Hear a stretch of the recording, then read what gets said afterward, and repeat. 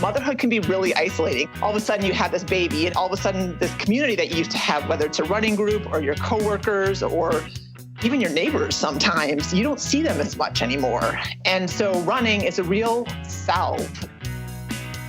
This is Running for Real, the podcast for runners who know that for every runner's high, there are just as many lows. All those just missed PRs, easy runs that feel hard, injury blues, and more.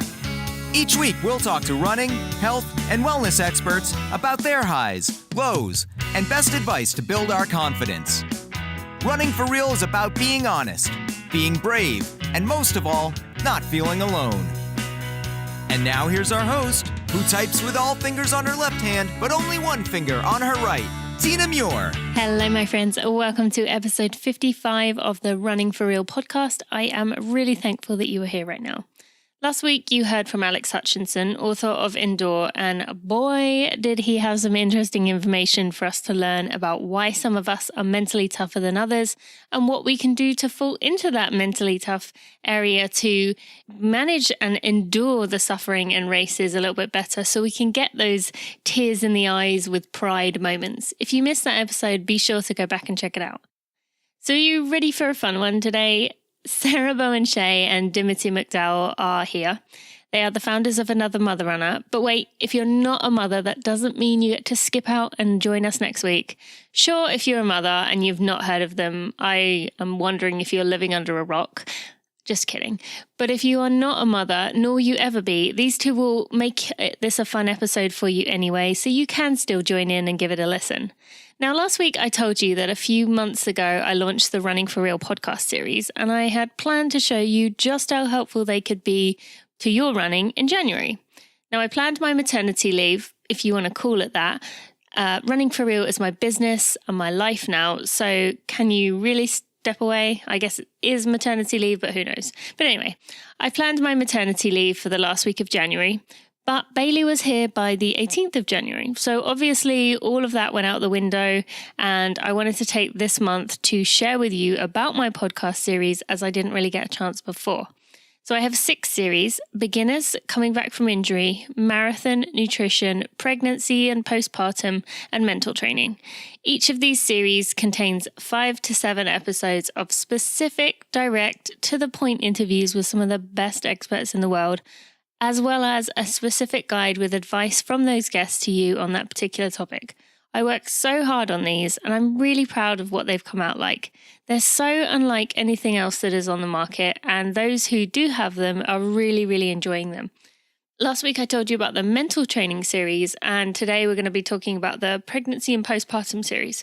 So I know this one is rather specific and it may well not apply to you at all, but when I fell pregnant, I tried to look for podcasts to listen to about the various stages of pregnancy, the things that I was going through, and I couldn't really find anything, and it gave me the idea that I could create something, and so that's exactly what I did, except I took it one step further to include information about returning to running afterwards. Now, we all have a lot of questions if you're in this situation. Or if you're thinking about coming into this situation, you know, the first episode is actually focused on getting pregnant, recovering from amenorrhea if you have it. So hopefully that can be helpful for you.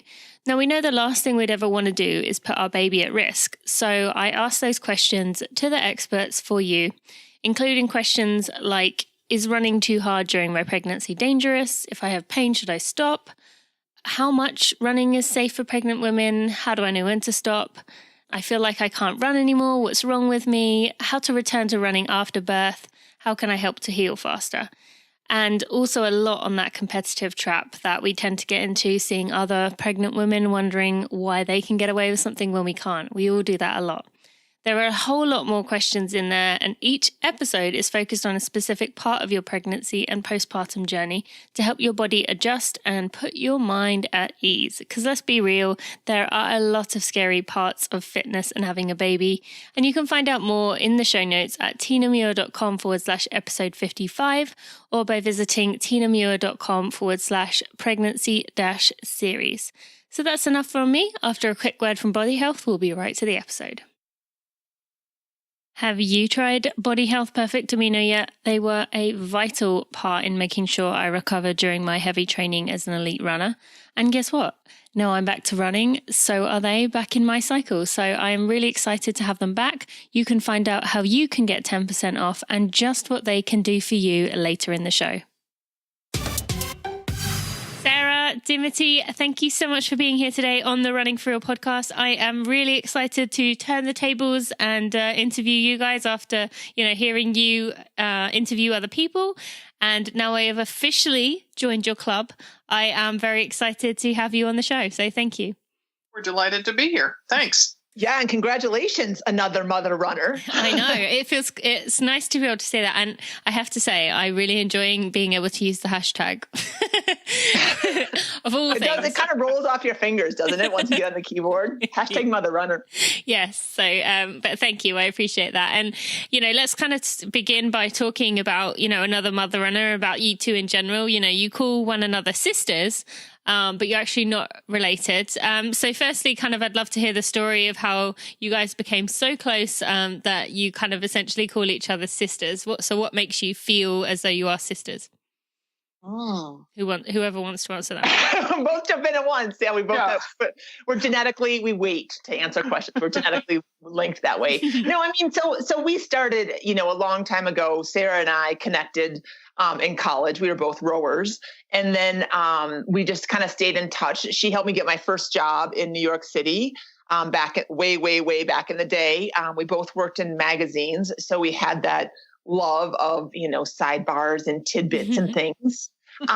And yeah, I mean, it was just one of those relationships that we've always had where, we've never lived in the same city, but we always enjoy each other's company. And, we used to write really long emails before kids and, catch each other that way. Now it's like, are you coming? Okay, good. Yeah. Okay, good. Like very short emails, kind of like we send to our husbands. But yeah, just to have that shared mentality of knowing how important it is to take care of yourself through exercise, knowing not to take yourself too seriously when it comes to exercise. And then just, having, we're both tall, strong women, which, it's kind of funny, but that is a real bonding thing. Over time, it makes a difference.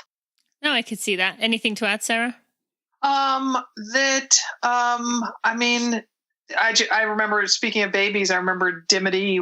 So I have 3 kids and Dimity has 2. And when my older daughter was, a little over a year and a half, and her first child or daughter was, 5 months, they came out to, daughter's name was Amelia. So Amelia and Dimity came out to visit and spent Amelia's first Halloween out here in Portland. Dimity lives in Denver. I live in Portland, Oregon. And we have, oh my goodness, the funny pictures of our girls, and we went trick-or-treating together. And so we had a long friendship before we became business partners. And and you want me to tell you the origin story of our business, Another Mother Runner? Or that was going to be my next thing, but one thing before that, Sarah. I know you have twins. Yeah. I would love to hear how the heck you manage with twins when I just can't even wrap my brain around how people can have twins or even, triplets and beyond. Just blows my mind. But how do you handle two of them at the same time? I'd love to hear.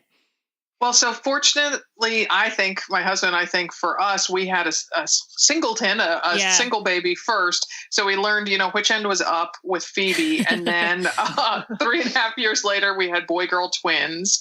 And Tina, before we hopped on this recording, you were saying about sometimes, when your daughter Bailey cries, you're like, why are you crying? When are you going to stop? And it's just like a shot through the dark. A memory came back to me of standing my twins were born at the end of July. And I remember standing outside. It must have been like 4 a.m. And they just wouldn't stop crying. And I had them in a sling. I wore a fleece sling. And I just remember kind of bouncing them up and down in the little sling, gently being like, please, you've just got to stop crying. You've just got to stop crying. And It was literally a handful to have two babies. And sometimes the logistics of it were just, the caring. We live in a, multi-story house. And so getting them, from the first floor up to their room at the time on the third floor, and one of my life's greatest accomplishments, it's funny, we are one of our marketing partners is GOO, and that we had to fill out we're going to be on their website or something, and they had a place, name your 3 top accomplishments that you're most proud of, something like that. And without hesitation, the first one I wrote was exclusively breastfed my twins for 1 year. Wow. And so, I'm a big believer in getting babies on a schedule. So that really saved me. Did they cry in sync, or did they seem to cry at different times? Then you learn how to stretch them. We had a postpartum doula for 2 months. We instead of since I was having twins the second time, I got a baby shower the second time around, and I asked people to give money so that we could hire a postpartum doula every other night to come in and help us. And she taught us how to stretch them so that, let's say my daughter Daphne, let's say she started crying at 10:45, but John, my son, was still sleeping. She would be like, realize that Daphne had just eaten, 90 minutes ago. She didn't need to eat again, and just kind of being like, okay, let's see if we can make it until like 11, and then we can wake John up and feed you both at the same time. So kind of to draw out their, it's sort of like going on longer and longer runs, Interesting. That is cool. Yeah. So, and I gotta say, they're now 12 and a half, and I would have told you, I would have thought it would have gotten easier by now, but, they don't cry as much, but boy, there's other forms of noise have taken over. And it's probably going to keep getting worse as they become teenagers as well. So you got more to look forward to. Okay. Oh, I sure do. Yeah. So then tell us about Another Mother Runner, how it came about. You've got quite the tribe following now. So, this obviously just started as something between the two of you, but tell us about, how it's developed over the years. So, Dim, how about I'll field the first part of the question, then I'll pass the baton off to you. Sounds good. So, as Dimity alluded to, we were both magazine writers. We were freelance magazine writers and new moms. And so we got an assignment to write about training for the Nike Women's Marathon that was in 2007. And so to make a little extra money on the side, we blogged as the Marathon Moms on runnersworld.com, just about the struggles of getting in, our training miles and taking care of small kids. And so we just, from that experience, realized that there was this amazing community of women runners that it didn't seem like anyone was really talking to as a group. And so Dimity asked me one time, she's like, hey, I've always wanted to write a book. Let's write a book for these women about, juggling the demands of being a mom and, taking care of yourself, going running, leaving the mommy guilt behind, putting yourself first on your to-do list at least once a day. And so our first book, Run Like a Mother, came out in 2010. And we just really, from the very get-go, were all about community and having a dialogue with the women in that community about our struggles and our successes. And our business just grew organically from there. Wow. Yeah, we kind of blossomed. I mean, just, a quick, we'll run these at a 2-minute mile pace, but we wrote a second book, Train Like a Mother. And then our third book, Tales from Another Mother Runner, came out in 2015. We've obviously gone to podcasts now. We have, continued our Facebook situation. We post there 2 or 3 times a day with various questions about running and balance in life. And then we have the Train Like a Mother Club, which we realized that part of the hard part about being a runner sometimes is fitting in all the training and making sure that you have a team backing you up. As most of us, who are either coming to life as former athletes, whether you're on a soccer team or a rowing team, or coming at it for the first time and you need the support of realizing, it's nice to have someone else going through the exact same thing you are and have similar goals. So the Train Like a Mother Club comes in and trains people, everything from beginner runners all the way up to ultras and Ironman, and we do triathlons and nutrition and stuff. So we're really just trying to help women, be your best self. I think Oprah has probably coined that term, but I mean, the idea is, just that to make sure that they don't lose themselves in the shuffle of life, because that's so easy to do, so that's really overall our overreaching goal. Sure. And do you think, Dimity, at the time when you kind of, started releasing these books and started building this community, was there anything else for mother runners or for women going through this, or was it kind of part of the attraction for people was that they finally had somewhere to kind of release those thoughts and speak with others who were going through similar things? I'm sure that there was, blogs were just starting. This was, again, 2010. So that was like the hot thing to do back then. So those were definitely a thing, but and there was books for running for women, but there weren't any books for mothers. And, we all are busy. I'm definitely not discounting, people who are child free or have dogs or cats or other, relationships, that they are the caregivers, whether it's elderly parents or whatever. But when you, as intimately now, Tina, your body changes after you give birth, your life changes, your hormones, your relationship with your husband, your perspective on running, all this stuff changes. And with Run Like a Mother, we came in and just, I think, validated a lot of stuff, just validated that, we always want a PR. Like there's, standing on the starting line, it always feels good to think that you're going to run your best race ever, but you may not. And if you don't, you still have, completed this amazing training journey. You still have run with a friend. You got to listen to your own music. You didn't have to think about what's for dinner. Like all these things that, are not, they're kind of accessories of running, but they all contribute to the whole experience of running. And that's really kind of what we just broaden this perspective of, hey, you can run for 1,000 different reasons and they're all super valid. And if it is just because you got to get away from, the Teletubbies for half an hour, cool, go do it. Like it doesn't have to be always hard, fast. How fast can I go? How hard can I push myself? It can just be go out and just shuffle along and enjoy the quiet, Oh yeah, for sure. I'm sure a lot of people can resonate with that. Even if you don't have kids, sometimes, it's good to have that time to yourself even and just be, like you said. And did you at the time, if someone would have told you both that another mother runner would have become this big, you've kind of become celebrities in your own right. I was telling you before the show that my friend Kimberly, who I'm sure is listening, was telling me how excited she was to meet you guys up in Flying Pig Marathon. What would you have said if if I'd have told you in 2010 that you guys would have essentially become celebrities in your own right? So Sarah, maybe you can start. So tell us what you would have thought. I like to think that, here you are, Tina, if you were standing next to me, that picture, I think of when we had lunch here in Portland and, someone had said, well, point it, which one's the professional runner?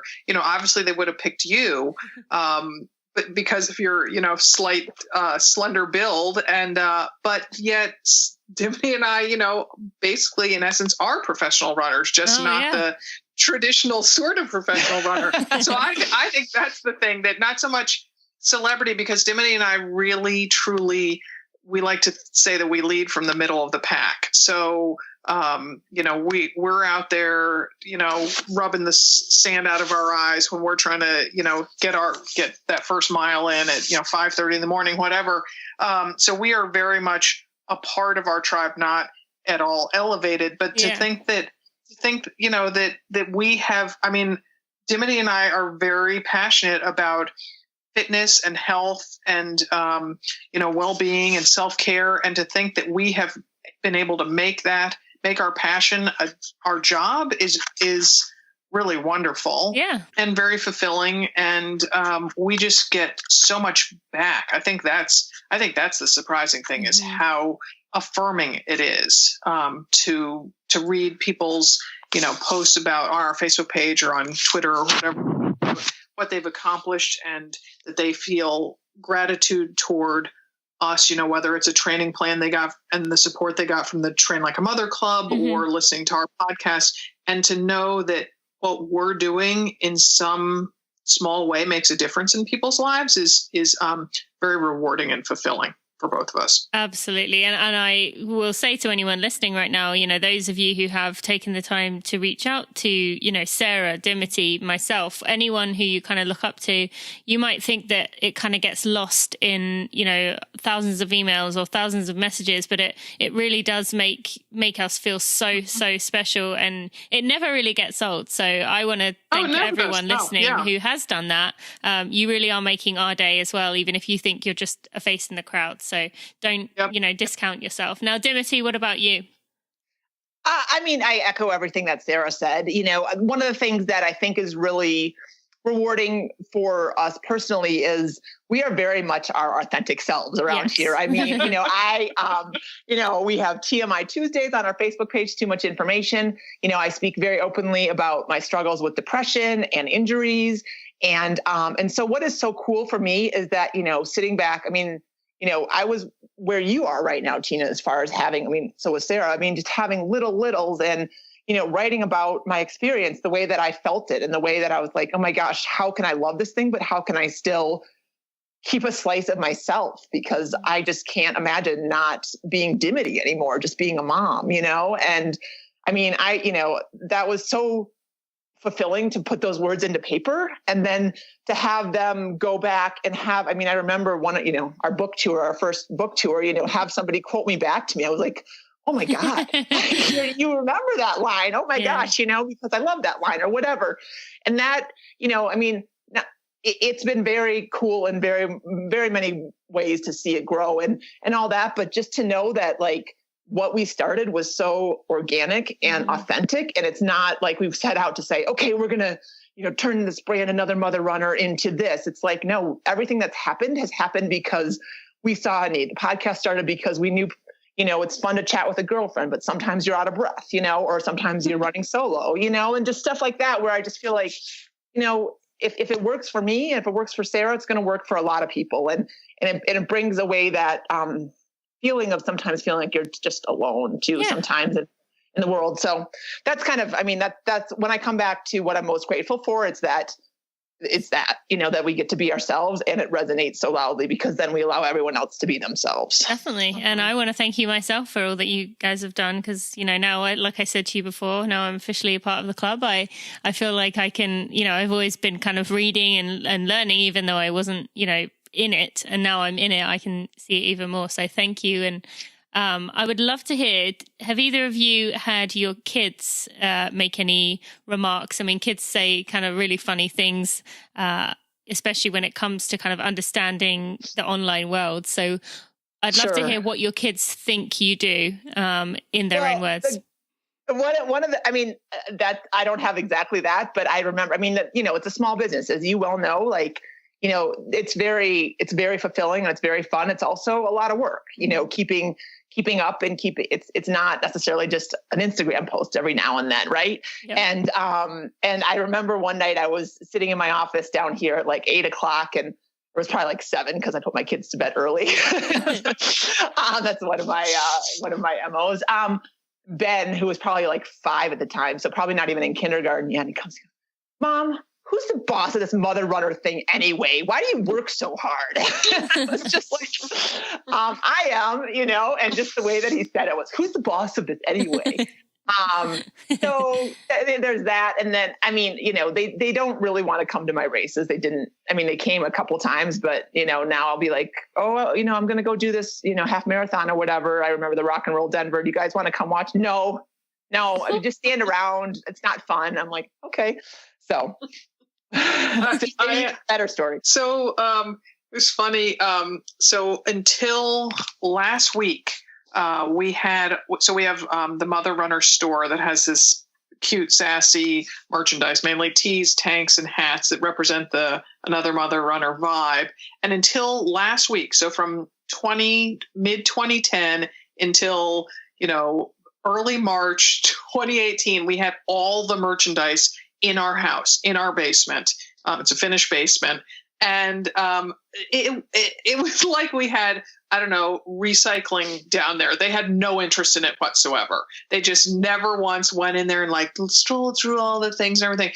And so then finally we, get big enough so that we can move it out of the house. We moved it to another mother's basement. She's now doing the fulfillment.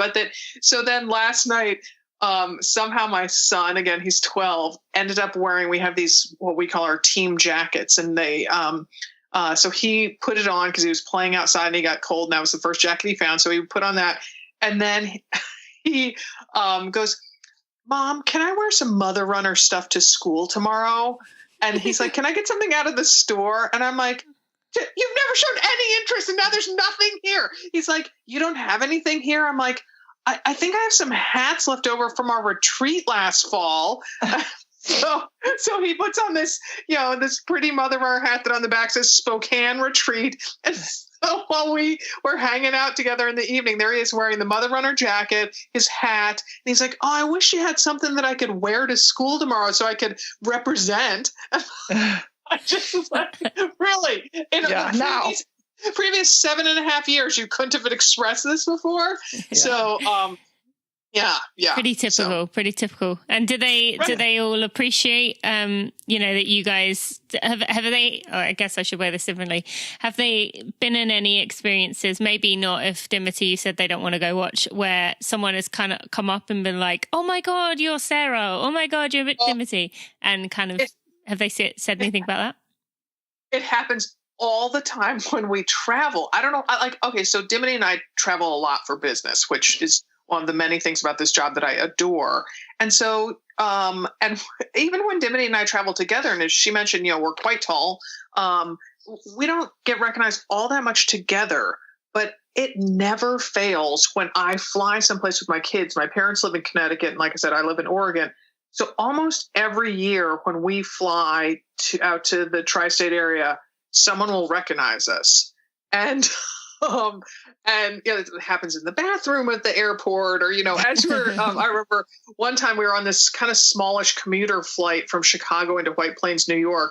And I was talking perhaps a little too tersely to Daphne, my John's twin. And this woman, the next row up, just kind of looked at me a couple times. I was like, oh, guess I better put on my nice mommy voice or something. Like I was feeling bad about it. And then as we're walking off, she turned around. I was like, oh gosh, what's it going to be? She's like, I'm so sorry to bother you, but I just have to tell you, I love another Mother Runner. And I was like, oh. So it cracks my kids up. They then fully mock me, and so that they just think it's kind of a joke. We live a couple houses away from Cheryl Strayed, the author of Wild. Oh, really? So in their mind, Cheryl Strayed is a celebrity, I'm just chopped liver. So you just make the dinners. Yeah. Dimity, anything you would add? Not as far as being recognized. I mean, I definitely have had those moments for sure. The best was when we were in South Dakota in a blizzard. We went there for spring break, which is mostly just to get out of our house in Denver, thinking Mount Rushmore. And so we were snowed in this comfort inn. I don't know what it was called, but somebody, so there was a place where you have your breakfast, you can walk down and have breakfast there, and everyone's there in their PJs because there's nowhere to go. So it's like a college dorm. And this woman recognized me, and Ben just rolled his eyes like, God, Mom, I can't get away. You can't get away from this Mother Runner thing. But just zooming out and being a little bit more sentimental about it all is, I just do think that we set an example so much for our kids, and whether or not they want to admit that they're watching, they're always watching, right? And in my kid, they're both of our kids, Sarah and mine, are coming into the teenage years if they're not there already. And, we definitely, there's a lot of attitude bouncing around the walls of my house right now, but, they see, me getting up and going to exercise. They see me, doing a hard workout or setting goals or going for, I'm going to go hike the Grand Canyon with some friends this spring. And just, I'm taking time to do that. And I'm doing this really cool thing that, not very many people get to experience. And So I know that that's sinking in somehow, and they play their, rec sports and do that kind of thing. And they'll find their groove at some point. It's probably not going to be running, but I love that is their norm instead of their exception, Yep. Pretty cool. Thank you both for sharing with that. And, I'd love for you to explain for those listeners who don't have children, maybe males, just women without children. I'd love for you to explain, how running is really that different after having children. I know there's so many ways you could go with this, but just, it can be quite hard to understand, the big deal, there's so many things that I kind of had heard, but kind of wrote off like, oh, that can't be that bad. But now I'm kind of obviously understanding it. So I'd love for you both to maybe share one or two things that are actually that different for someone who's just interested in kind of learning about, what it is mother runners are kind of going through that, requires them to have this need to find others who kind of can commiserate with them, I guess. So, Sarah, maybe you could start. Yeah, I mean, I'm thinking back. So I've run 14 marathons, and I only ran only two of the 14 were before I had kids. And I so distinctly remember training for my first marathon and doing, the 16, 18, 20 milers. And I could start those whenever I wanted. Maybe I would start them based on the temperature. Oh, it's going to get to be 65 by, 2 p.m. Well, maybe I better start, at 9:30 or 10. So I'm done by then. And then I could just cash out for the rest of the day and, literally kick back on the sofa and, order some, some Chinese or go out, walk down, a couple blocks down the street and get a burrito for dinner. And so that was all I had to do on that day. And, it was a weekend. So I wasn't, if I would do the long runs on the weekend, so I didn't have work to do. And now, it's like, oh, okay, well, John has this soccer game and I have to drive Phoebe over to, her friend's house at 11 and all this stuff. So I got to be done with my 20 milers. If I want to get in a shower, I got to be done, by 9:45. So, so you got to back up the clock. And so that then on a Saturday, even, you sometimes have to start your runs before the sun comes up because you got stuff to do. That 20 miler is just, just part of a much larger, longer day that is not all your own. Yeah. And that's what it becomes is that it's not just your time, it's your family's time.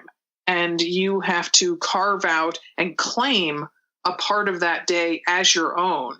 And it might be at a kind of a funky time of day. You can find it, but it's definitely not the, I'll go on a long run and then take a nap and then go get a, pedicure and all this stuff. Mm-hmm. Like it is, a juggling act and all the balls are not your own. And can I ask you a follow-up question to that? So for those people listening in that situation who aren't in that situation, we hear a lot about mummy guilt, about, how it can be. You just said about carving out that time, but a lot of people struggle to do that. For myself before, or maybe a lot of the people who aren't in this situation, you might think, well, that's easy. Just kind of say, I'm going to have this time. But a lot of people don't do it because of the guilt. Like, explain that mummy guilt to us and why that is so, I guess, prevalent and within the mother runner group. Well, because, you think about it that, okay, so let's say you have a full-time job. And so you are going to be gone, and let's say you have an hour commute, so that you are going to be gone basically from 7:30 in the morning or 8 until 6:30 at night. So that time you're away from your family. And so then to say, oh, I'm going to then the weekends, I'm not going to spend all 48 hours with my family. I'm going to, or on the weekday in the morning, whatever, that you're going to say, I am going to claim this hour. I'm going to say that from 5 to 6 a.m. on weekdays and, from 7 until 8, give yourself an hour on the weekends, whatever, that you're going to take that as your own. And so that is time that unless you choose to if your kids are young enough to push in a stroller or ride next to you on a bike, if you know, are that committed to having your kid next to you, but otherwise you're choosing to leave your family for additional time. And even if you don't work, so maybe your kids are at school, so then they're away from you for 6 or 7 hours.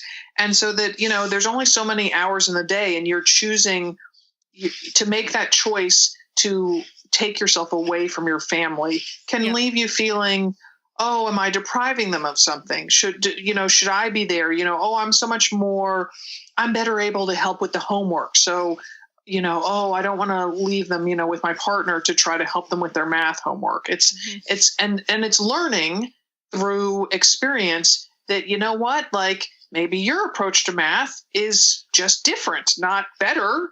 Or, you know, that it also allows, I think sometimes moms, because of our sheer anatomy, we are most often the primary caregiver of young children, but that learning to relinquish that control can be tough. And so that when you go out on a run, you know, that baby's either going to take that bottle you left for them or they're not going to, but your partner's going to try to figure that out and develop a relationship with your child apart from you, because, you know, that it's that one-on-one time that really cements the relationship. And so to me, you know, once you can get beyond the mommy guilt, you realize that, oh, okay, well, it's actually a good thing maybe for my family, because they're then getting to form relationships without my overseeing it, without my interference, without me hovering. And those are words that I use about how I act. I'm not saying that's how everybody acts. I think I'm experiencing that right now. While you were talking, I just pulled one of my headphones out because I could hear Bailey crying, and I had like an urge to be like, should we move this? Because Steve, but then, you know, I'm like, no, he's learning how to deal with her crying. So anyway, all right, back to you guys. There are two parents. Yep. Dimity, I would love to hear, you know, anything you've learned that you would like to explain to someone who maybe doesn't have kids. Sure. What you've learned. Well, yeah, I mean, there's two things. I mean, kind of the physical, which I mean is hard sometimes for the male species to understand. But I mean, even so, if you are a mom, you know, either if you gave birth, you know, through your birth canal or via C-section, or you adopted a young child, you know, your body changes. Obviously, you know, physically, it's a little bit more intense if you give birth or have a C-section, because you know, all the hormones and the changes that go through this. I'm just calling her out because she is very open about it. But somebody like Stephanie Bruce, who has that diastasis recti, you know, with her abs, you know, I mean, here she is, this amazing fast runner, and she looks like her abs look like, you know, they've been through the washing machine 10 times, you know, and that's tough, right? And there's also the big thing that hits on me, because my kids were really big. They were almost 10 pounds each, is carrying them around on one hip, because you carry them around on one hip usually. So I carry them on my left hip because my right hand is my dominant hand. And so, you know, I'm stirring the pasta or I'm writing a check or whatever. And that can really, over time, you know, create some serious potential for injury if you're not super careful about making sure you stay balanced and really strong and stable in your hips and glutes and core. And that, you know, it sounds really minor, but it is major.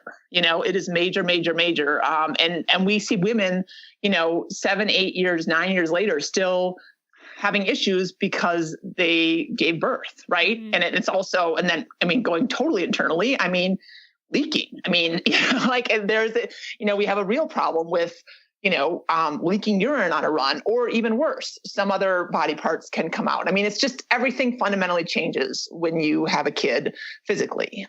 So that, you know, especially when you are a runner like yourself, Tina, who is used to being in control of your own body and is used to saying, okay, I'm going to go out and run these 800s at this pace. And I did that, you know, a year ago, and I should be able to run faster, if not at least that fast. And you go out and you're a minute and a half slower or 2 minutes slower. That is hard to take. So that's one big thing. And then, I mean, the emotional side is, you know, I've said a lot when we do our book tours and stuff, like motherhood can be really isolating, as Sarah was talking about earlier. You know, you're your own free agent. Even if you're married, you know, you have this, you know, you're only taking care of yourself, and all of a sudden you have this baby. And if you're used to being out in the world, all of a sudden you're on his or her little schedule of napping and feeding and whatever. And all of a sudden, this community that you used to have, whether it's a running group or your coworkers or even your neighbors, sometimes you don't see them as much anymore. And that can spiral down pretty quickly, with postpartum depression and things like that. And so running is a real salve, as far as getting your blood flowing, endorphins, going, remembering that you are a free agent still. You can still have that power over yourself to be your own person. And I mean, there's something so emotionally just important about running. And again, going back to what I said earlier, it's not necessarily about your splits or how far you go or how fast you go, but just that you get to go and you get to boost your mood.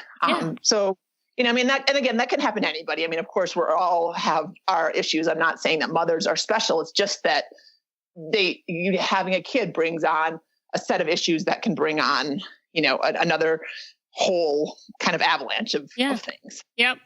And you both, in addition to using running, you definitely both use quite a lot of humor to get you through some situations. So why is, having a sense of humor kind of important when a lot of the time, frustration or, sadness can kind of take over, but you two definitely try to keep the humor in there and keep things light. So Sarah, maybe you first. Well, I just, we like to say that, you can take your running seriously, but shouldn't take yourself too seriously. And that there's just, we have a t-shirt in our store that says, being a mom is like running a marathon every single day. Mm-hmm. And, I have all our merch at my disposal, not my basement anymore, but it's still close. And yesterday was just one of those days. And as I got dressed, maybe, 2-3 hours into the day after I'd already worked out and dealt with my kids some, and I was like, yep, today's the day. I got to wear that shirt.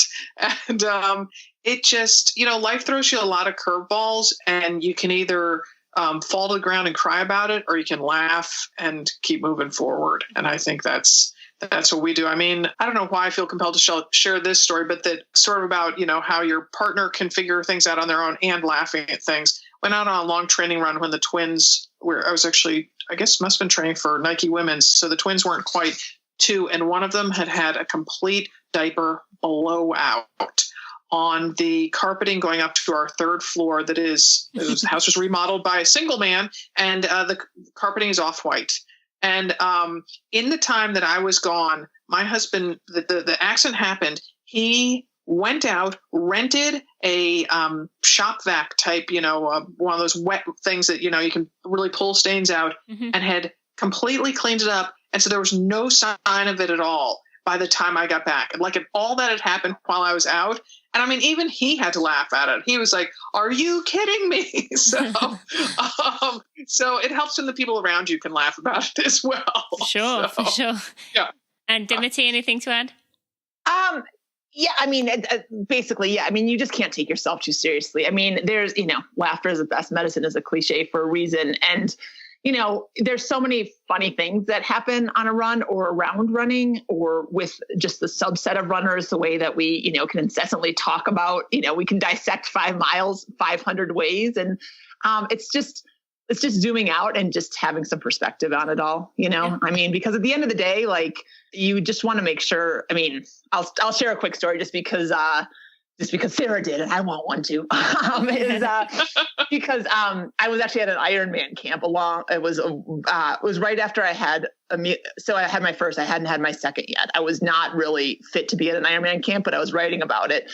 And it was the last day, and I mean, I was just thrashed, and I can't remember how long a bike ride was, but I was going up this hill, and I was the last rider in the whole group. And so the sag wagon was behind me, and Troy, who was the coach, was like, "Dimity, do you need anything? Do you need a granola bar or some more water or something?" And I was like, "Yeah, Troy, I need to ride up this hill." And so he stopped, and we put my bike in the back of the van, and I got in the car and predictably started crying because I was embarrassed because I was there with all these really good athletes, and I was lagging and, exhausted. And I was like, "Oh my God, Troy, I don't even know. What am I doing? Do I even think I'm an athlete?" He's like, "Dimity, calm down." He's like, you people don't care how fast you ride. They don't care how, if you're going to win the race or win your age group.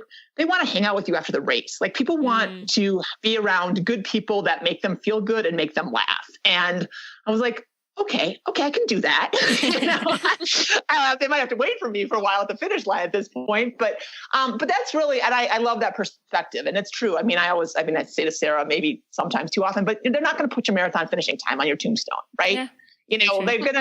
They're not going to even talk about it at your eulogy. They're going to talk about, oh my gosh, she was so fun. She was so encouraging. She made me laugh. She gave me perspective. Whatever it is, whatever you want to put out in the world is what is really important. And that's, and having a sense of humor is super important to both Sarah and I. Yeah, definitely. And that reminds me of something Cara Goucher said on my interview with her. And she said that like medals and results don't love you back, which I thought was kind of cool and kind of related to what you were saying. And so thank you for sharing that, and definitely good to have that sense of humor and whatever stage of life you're in, it's only going to help. Now, one more thing I wanted to talk about kind of to wrap up here was, I had you both on my pregnancy and postpartum podcast series, which listeners who are not sure what that is can find more information on my website. But we kind of talked about your two perspectives on pregnancy. Sarah, you ran through pregnancy, Dimity, you didn't. But I don't want to go over the same story as people can hear it through that. But do you think that there is more of a pressure now in recent years on women to keep running during pregnancy?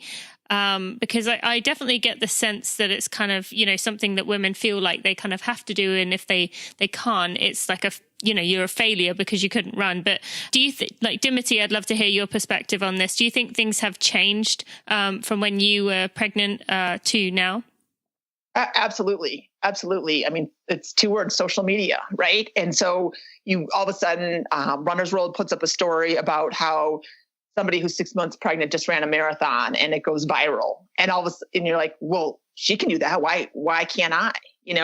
I was a runner before. I ran a marathon before. Why, and the answer is you're not her, right? You're not having the same pregnancy as her. You don't have the same physiology, but it's hard to know that when you see these victorious pictures and see it everywhere, that, here she is and she only walked through the water stops or something like that, So yes, I do think that there's more pressure. That said, I do think that, doctors are getting a lot smarter about it and updating their ways a little bit. I mean, we definitely run across a lot of doctors, or we hear of a lot of doctors that are like, no running at all. It's just too dangerous. But slowly the tide is turning that way. And I think doctors are giving permission for women to try, but then also giving them permission to say, if it doesn't feel good or this isn't right for you, then don't do it. And so, I mean, I think that there's, kind of a revolving door in that, yes, we see it more often, but then it's also maybe a little bit more like, oh, I've got to run hard or I'm not going to run versus, hey, I can go out for 2 miles. And guess what? I got to run 2 miles today. Yeah, very true. And Sarah, what advice would you give to people to kind of stay away from comparing, to other women? Dimity talked about it just there. And I think that's a huge part of it. I remember seeing that Gwen Jorgensen ran like 100 miles in her second trimester. And I was like, how, like, I couldn't even how can she do that? And I, barely can run, 20 miles at this point. So what would you say to people who, do feel like they keep falling into the trap of comparing and feeling like a failure if they have to stop? Well, I think the same goes true for whether you're pregnant or whether you are, perimenopausal, postmenopausal, like whatever stage of life you're in, you've got to listen to your body. And that, as Dim said, you don't know the physiology of that woman who ran, 100 miles in her second trimester, and that maybe your hips feel a lot more lax. Maybe your sciatic joint is, totally wonking on you, whatever. Maybe, you have placenta previa, whatever the condition is, or the situation, or the motivation, or maybe it's July and she did that in, I don't know, December or something like that. So there's all sorts of different variables. So you got to listen to your body and do what feels right. And what feels right today might not be the same thing that feels right tomorrow. I mean, when you're pregnant, that's what you realize is how quickly everything can change from moment to moment. So, and it's the same thing. I see Catherine Switzer, the running legend who was the first woman who, ran Boston actually registered with the bib.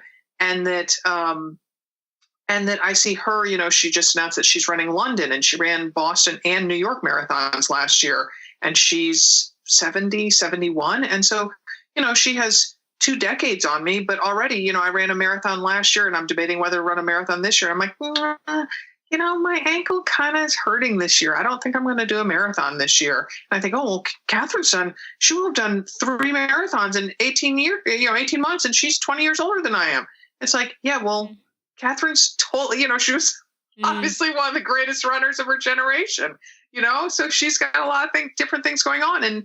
And Catherine is child free, and all the, not just singling her out, but all these different people. Mm-hmm. And so, I as a person who, debates what I should be doing and tries hard not to look around, I just have to say, I got to listen, how are my hamstrings feeling? Does my ankle hurt? Do I have too much work this year? Whatever it is, and make a decision based on how I feel in my body and in my life situation right now. Mm-hmm. Great. Well, thank you very much. That is helpful. And, I think that also shows that it doesn't matter who you are, you're always going to compare to someone. And Catherine is probably comparing herself to someone else, maybe Joan Benoit, like, she runs right. even more than I do. Like, we're all comparing ourselves to someone. So good kind of message there. And just to wrap up here, I want to ask you both, you have your podcast, Another Mother Runner. Sarah, primarily you are the host, but you do have other co-hosts, sometimes Dim, sometimes Amanda Loudon, Maggie Palmer, Molly Williams, other people. But for anyone listening who is not a mother and is, not planning on being a mother, is this a podcast that they would kind of maybe find some interest in? Or realistically, would you say you're just kind of talking to the mother runners out there? Oh, no. I mean, we even know men who listen to our podcast. I mean, they might not, wear it on their sleeve that they're listening to it, but no, I mean, we just, that as Dim alluded to, we know that whether you have kids or not, we're all juggling way too much in life. So that's kind of the undercurrent of Another Mother Runner in general, not just the podcast. And I mean, we interview nutritionists and sports psychologists and people who run marathons on all 7 continents, and just a variety of people. Catherine's been on the podcast a few times, and so that we just cover a range of topics.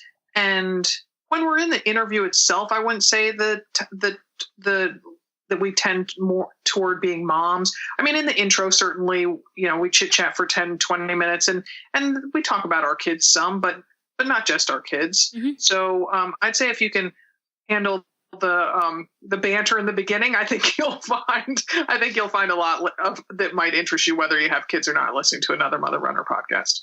Okay, great. Thank you. All right. We are just going to take a moment to thank our sponsors, and we will be back with the Running for Real 4. I've been talking about Body Health Perfect Amino for years now, and now I'm getting back into running again. Guess what the first product on my list to remember to start taking was? Yep, Body Health. All you need to do is take 5 to 10 Perfect Amino tablets. I like the tablets, but you could also use the XP powder at some point in your day, leaving a little time after you eat to make sure your body absorbs it correctly, and then it will get to work helping your body repair between training runs. Many of us have a goal of getting everything we need from our food, but let's be realistic. With our hectic lives, we barely have time to squeeze in a run, so making sure you stay on top of eating foods can be even more of a challenge. Perfect Amino contains the 8 essential amino acids the body needs to support and maintain all its systems working as it should, and the essential acids, amino acids, are in the exact proportion needed for the body. There's a reason they have so many positive reviews on their website. I love them, especially when I have a big race in mind, and the idea of not being able to do it because I was under-recovered or even worse, injured, terrifies me. Hopefully you enjoy them too, and you can get 10% off at bodyhealth.com using coupon code TINA10. All right, I'm going to ask you both, this first question, I think I'm just going to ask Dimity, or unless Sarah, you had something burning you were going to say, just for the sake of time here. But Dimity, I'd love for you to share with us a nutrition tip or something that you like to eat.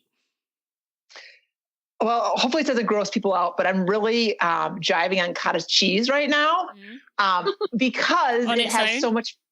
Nope, I usually have it. So my lunch is usually like spinach and greens, cottage cheese, chicken, sunflower seeds, and this avocado dressing I like. Not that I'm a creature of habit or anything. Yeah.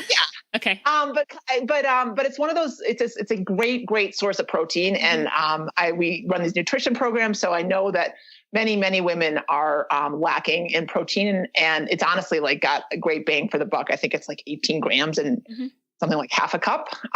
So that's kind of my superfood these days. Yeah, cool. And Sarah, you okay to skip that question? Oh, yeah, certainly. Okay. Yeah. All right. I'd love for you to both share a running for real moment with me. So Sarah, if you could start. Well, people who've listened to the Another Mother Runner podcast know this one already, but I tried qualifying for Boston numerous times and missed out on it by, 45 seconds, a minute 2, 90 seconds, whatever. And one of the closest times ever was because I stopped to use the porta potty. So when I was putting the hammer down in 2010, I vowed to myself that I would pee in my capris rather than stop at the porta potty. So I practiced when they were playing the national anthem at the start to make sure I could do it. And sure enough, around mile 17, I peed in my black capris, and I qualified for Boston by about 62 seconons. And my running so that would have been it. Yep. And so this was back in the day when 62 seconds could still get you in. And being under by that. And my running partner, who I still to this day think of as a faster runner than I am, she stopped at mile 4 to go to the bathroom, and she missed qualifying by less than 2 minutes. Oh, no. Yeah. Well, definitely a real moment, and definitely a moment I bet you're glad you took in that moment. Okay, Dimity, what about you? Well, I'll just continue on the urine theme because, that's what we like to do around AMR.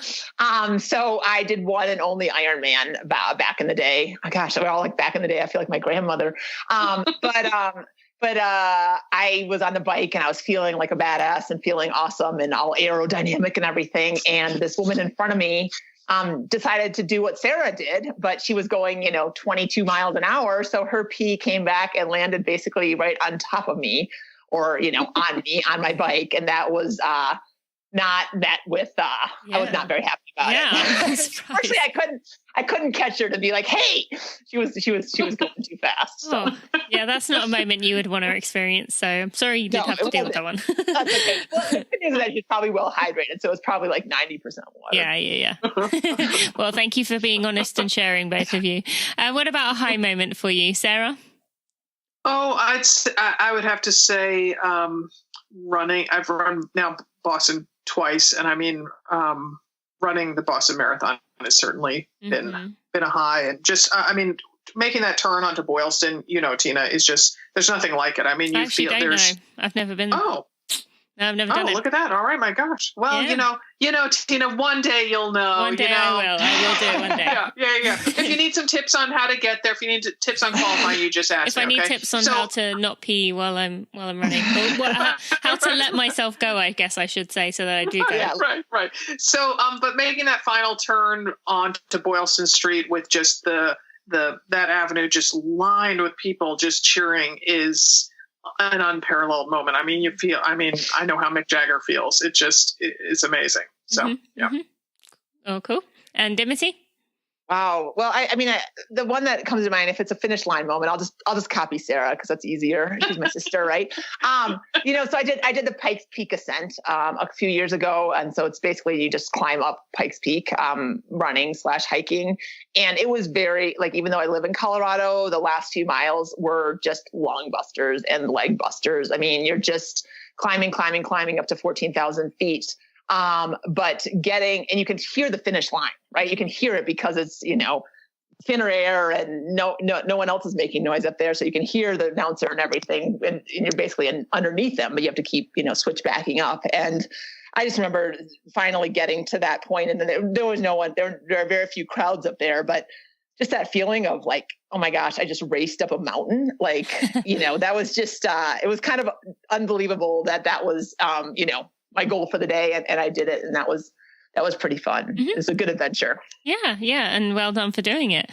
And then finally, I like to ask my guests to send me a photo of them in a power pose, one that they would stand in on the start line. So will you both send me a photo of you in your power poses? Oh my gosh. Yeah, well, Sarah's is going to be sitting in a planter so she can pee without having to use a thing. But yes, we have a power pose that we use with Train Like a Mother Club. I'd love to send you. That would be wonderful. And I just realized I skipped a question, which is, what do you tell yourself when you're standing on the start line? Sarah, this might be interesting if you're thinking about peeing. Going on that theme. I look around surreptitiously, see if anybody's near me. No, I just say, you want this. Like remind myself that I signed up to be there. Yep. Very powerful and very true. And Dim, what about you? Be where your feet are, which I think that's a pretty important, especially in a harder race, you can really freak out about the hill of mile 8 when you're at mile 2 or whatever. And just remember to take it all in and high five the kids and remember that you get to do this and you signed up for it. So try to just stay as present as possible. Love that. Really cool. All right. And for anyone listening who wants to find out more about you, where can they, learn more about Another Mother Runner? So go to anothermotherrunner.com or trainlikeamother.club. And the podcast is on iTunes, wherever you get your podcasts. And on Twitter and Instagram, we are at The Mother Runner. And on Facebook, we are Another Mother Runner. Okay. All right. Great. Thank you both so much for your insights, for your laughs, and just for being here today. I really appreciate everything that you do. Thanks for having us, Tina. Thanks so much. I hope you enjoyed that episode with Sarah, Bowen, Shea and Dimity McDowell. I am excited to officially be able to say that I can join them in their Mother Runner Club. And those two are such a good amount of fun. I hope you really enjoyed that episode. They made it nice and easy to feel comfortable, but we did also talk about some really important points today. I'd love to hear your thoughts on this episode if you were interested in sharing them with me. You can find everything we talked about today in the show notes at tinamuir.com/episode 56. And if you haven't already subscribed to the Running for Real podcast, will you consider it now? You can do so through the podcast app on your phone or whatever app you are using to listen right now. That way the podcast will come right to you every Friday and you can take me with you on your weekend run. That sounds fun, doesn't it? You'll definitely need to, for next week, I have Ali Kiefer on the show. Ali was kind of launched into the limelight last year when she was second American in the New York City Marathon, finishing behind Shalane Flanagan. And she ran a 2:29. That's over a 15-minute PR. Pretty impressive. But she's actually since been better known for her stance on body image, kind of really making it a point to say that your weight does not say anything to you as a runner. And we're going to talk about this as an issue and so much more in this episode next week. Ali has no holds barred, completely honest. You are going to love her. Hope you have a great week. Thanks for listening to the Running for Real podcast. Be sure to check out tinamuir.com for show notes and even more helpful running information.